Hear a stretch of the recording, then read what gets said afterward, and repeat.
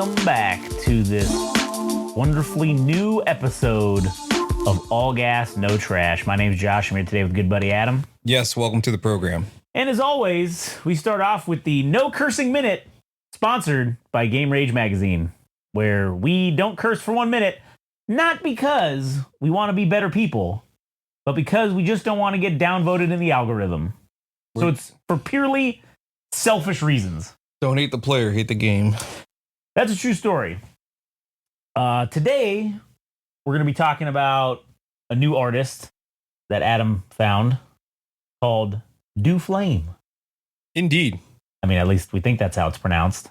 I'm not 100% sure, but I'm 90% sure just because it's spelled exactly how you'd imagine. But he's a Canadian artist. Maybe it's DoFlame. DoFlame. I don't know. We could be wrong. Who the hell knows? So I will say for this particular artist, I don't know much about them. The only thing I can say is that I was kind of privy to their music last year, and I gave it a listen. I enjoyed it, but we never did anything about it. So this next album, his most recent album called Get Bent, is his third album, and I really enjoyed some of the tracks. I just didn't think it was worth doing like an album review because I don't want to do that right now. Yeah.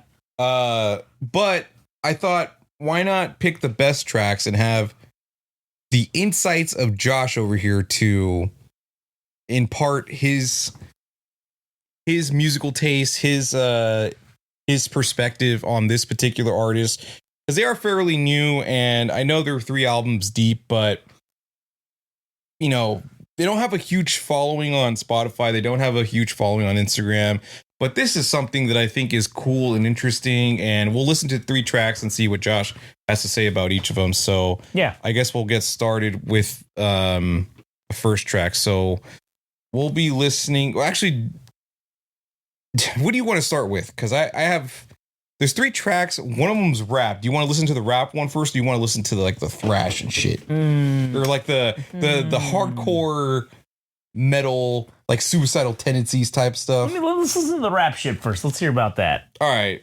So we'll start off with let's go ahead and start off with what's the time? 3:11. 3:11. All right. Let's do Drunk Talk, which is the rap song. We'll start off with that, and then we'll get into the other ones. All right, so fire up your Google machines and all your whatnots there, and get your Zunes out. Go to the Zune Marketplace and check out DoFlame. Albums Get Bent. We're going to listen to Drunk Talk, which is track number 3 on there. Here we go. All right, that was Drunk Talk off DoFlame's album Get Bent.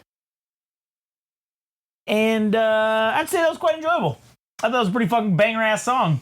That little sampling or whatever that was, and then it flipped back into the side. Man, that was fucking cool.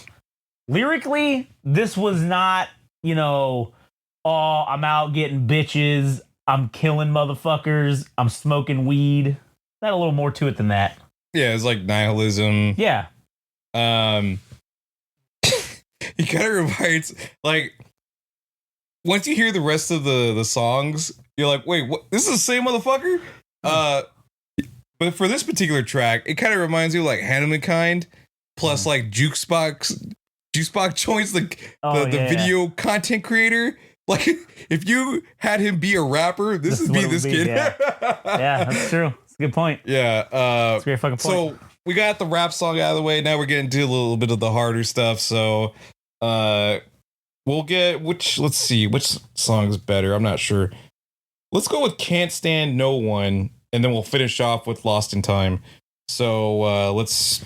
All right, so this will be Can't Stand No One, which is track number 8. All right, here we go. All right, that was Can't Stand No One. Yeah, I go, who the fuck? This is not the same fucking guy. It can't be. But man, that was a great song. That was fun. Yeah. That was an enjoyable fucking song. Yeah, that particular track, I think this dude takes notes from Suicidal Tendencies, like Infectious Grooves, that era of music, probably like 80s, 90s metal shit. It's interesting that he chooses to incorporate rap, and there are elements of electronic shit going on too throughout the album, which you don't really see here, but I don't know. It's just kind of interesting to see somebody as young as him trying to incorporate different genres in the way that he does. Yeah. And I don't know. I think he's a really interesting artist. Yeah, definitely. This is definitely interesting as hell. And it's not bad either. It's pretty fucking good so far. Yeah, it's coming from Canada of all places. It's like, what the fuck? That's crazy. I mean, it sucks we got to pay an extra 10% just for listening to this, but whatever. I mean, it is what it is, I guess. Anyways, all right, what's the next track? Sneezing? Got it. All right, I don't think it's on here. I don't see it. Sorry, it's... God damn it. What'd you say it was? Lost in Time? Lost in Time, right. All right, here we go. So this will be Lost in Time. Here it is. All right, that was Lost in Time. Damn, man, that had like heavy fucking Slipknot vibes, dude. Like that was fucking good. Yeah. If there's one thing it's a little bit what would be the way to phrase it? I hate the fact that he's already 3 albums in. I don't think it's problematic in the sense that there's anything wrong with him he's already 3 albums in. Mm-hmm. It's just when you see something like that where somebody as young as him is putting out 3 albums, it's like maybe people start overlooking you because your followers or your following in general isn't as big and you're already 3 albums in that people would start writing you off. Because I don't want people to write him off because of the fact that he's on his 3rd album and he's not probably where he should be or where I think he could be.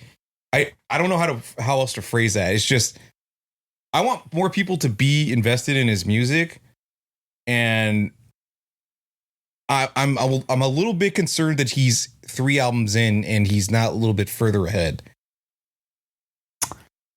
I don't think that's a problem.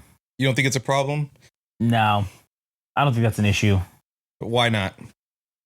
Because, all right, listen, Blue Grape Music, okay? They've only got 3,000 followers on Instagram, right? Mm-hmm. They're not a fucking huge record label. How long has this kid been around?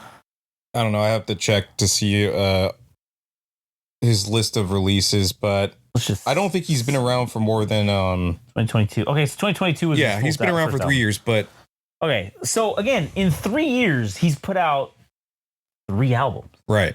So I don't think there's any issue with that level of production and doing the work. Mm-hmm. I don't think that's correlatable at all. I don't think that there's correlation. I feel like there is because no. See, that's music industry bullshit. Nah, dude. No, it is. Because just because he hasn't had any machine behind him of note, that's where the problem is. Whoever's and listen, I don't fucking know shit, right? But I can look at this and go, this is objectively good. Blue Grape Music is fucking up. All right, they are fucking up by not plastering this every fucking where, spending lots of money to push this shit, because this would be big money. I think where I could see it placed, if WWE had any kind of taste in music at this point, oh yeah, I think for sure it could be a song licensed to one of the PLEs. Yeah, absolutely. And will that actually happen? I don't know. Not, but man, see, this is where I think the application of the way music is released now, where it's like pushing singles until you get to the point where your fandom is so fucking like frothing at the mouth that they want a debut album. Like, I feel the general template has been the starting point of a group to the debut album is like 5 years, right? Yeah. It's roughly how it works out, that anybody that's anybody eventually takes 5 years to get into their debut album, because all they do is push singles and a few EPs, and they get their fan base so worked up for a debut album, but they they edge you and goon you for 5 years till you get to that point. But this guy's putting out 3 albums, and not to discredit his work ethic or anything like that, but from like an optics view, it is something. It is a bit concerning that he's put 3 albums out and the payoff hasn't been monumental or significant. Yeah, it's just because he's got shitty backers. All right, like that's all it comes down to. If you sign a deal with a record label, and let's say he's got a 3 or 4 album like deal with them or whatever, if they're fucking about not doing right by him, which it seems like if he doesn't have that many fucking followers, I mean, Christ, their fucking music thing only has 3,000 followers. That's like nothing. Yeah. I mean, shit. But this is good. Like, yeah, this is excellent. So why? Yeah, again, if you can be, listen, you could be on the fucking indie circuit, to use a wrestling analogy. You could be on the indie circuit for fucking 15 years, and just because you didn't have good backing or a good outlet, nobody is going to know about you. But the second you come up to like NXT or the WWE and you get in the big time, your talent will be there. You always had that talent. It wasn't like it didn't exist, you know? But you will be made the superstar that you should be if you get to someone that's a machine that will back you. I think he's going to have to get the rub from somebody. I think he's going to have to get on tour with like Slipknot or Suicidal Tendencies. Yeah. In order for people to be like, yeah, this guy's. But it's not just because he needs to do that. He also kind of needs the validation from like those type of groups if they really believe in the project to say, yeah, this is fucking good, which it is.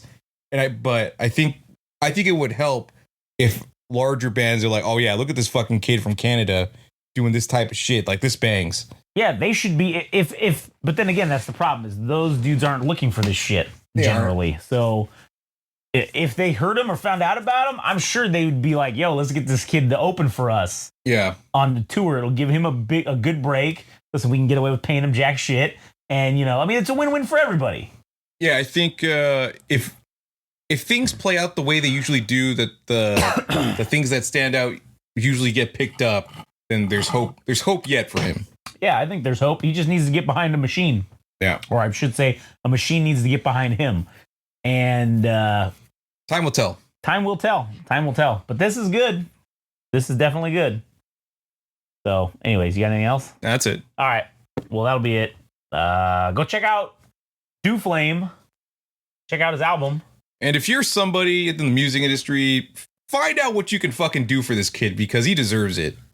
He's putting the work. Listen, just go listen to it, and you'll be like, oh shit, we should do something with this. This guy needs to be utilized better.